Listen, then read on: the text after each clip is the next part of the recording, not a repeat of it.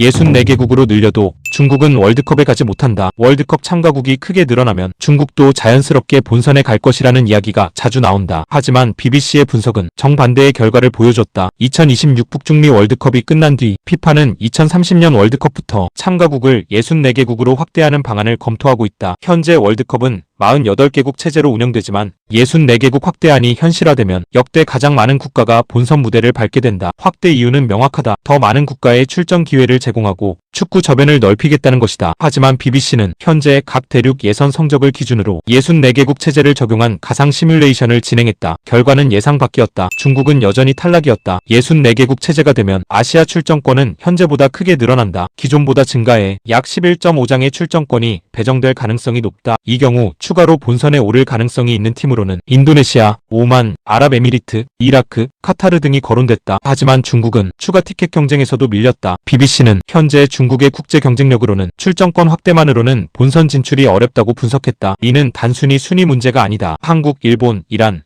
호주, 사우디아라비아 등 아시아 빅5가 매번 티켓 5장을 고정으로 가져간다. 남은 3에서 6장의 티켓을 두고 카타르, 이라크, UAE, 우즈베키스탄, 요르단 같은 탄탄한 중상위권 팀들과 경쟁해야 하는데 중국은 이 팀들과의 맞대결에서 대부분 패하고 있다. 최근 중국 대표팀은 아시아 예선에서 꾸준히 부진한 모습을 보였다. 강팀을 상대로 경쟁력을 보여주지 못했고 중하위권 국가들과의 경기에서도 안정적인 승점을 확보하지 못했다. 아시아 축구연맹에 속한 국가가 무려 47개국이나 된다. 중국의 축구 실력이 이들 중 상위권에 들지 못하고 있다. 국제축구연맹 랭킹에서도 아시아 주요 경쟁국들보다 낮은 위치를 기록하고 있다. 최근 몇 년 동안 중국 축구는 막대한 투자를 이어왔다. 프로리그에 세계적인 선수와 감독을 영입했고 축구학교와 유소년 시스템에도 대규모 자금을 투입했다. 하지만 국가대표팀 성적으로 이어지지는 못했다. 오히려 중국 슈퍼리그는 재정난과 구단 해체가 이어지며 과거의 경쟁력을 잃었다. BBC는 월드컵 확대 자체에도 우려를 나타냈다. 참가국이 너무 많아질 경우 본선 조별리그의 경쟁력이 떨어질 수 있다는 것이다. 현재도 일부 조에서는 전력 차이가 크게 벌어지는 경기가 나오는데